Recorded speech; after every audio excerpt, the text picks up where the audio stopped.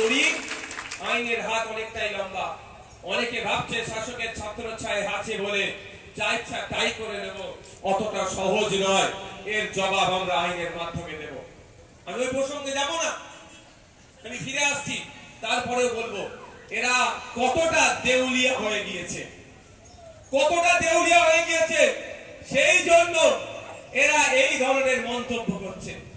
আমাদের মধ্যে রেসারেসি হোক, আমাদের মধ্যে রেসারেসি হোক এটাই যে ভাঙড়ে চালতাবাড়িয়া অঞ্চলে আইএসএফ রক্তদান শিবির করে $500 করেছে।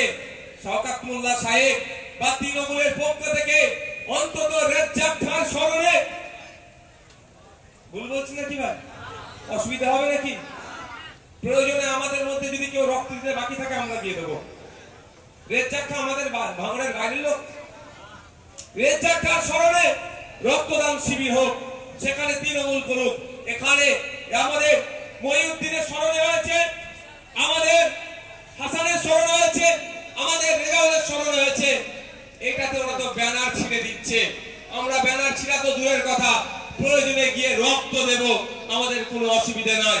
আমরা এখানে 500 করছি, ওখানে ওরা 1000 করুক, এই কম্পিটিশন হোক, অসুবিধা হবে কারো? এটা করছে না। আবার ভয় লাগে যে স্টেজ করবে, সে স্টেজে হয়তো আবার মুফাজ্জেল বাবুরা বসে থাকে।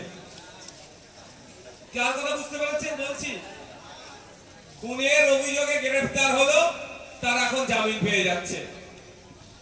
যে সাপ হয়ে কামড়াচ্ছে সেই ওজা হয়ে ঝাড়ছে, মানে ভাবতে পেরেছেন?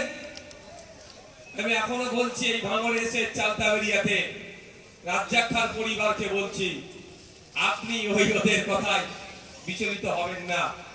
কেসটাকে শেষ পর্যন্ত ধ্বংস করে দেবে।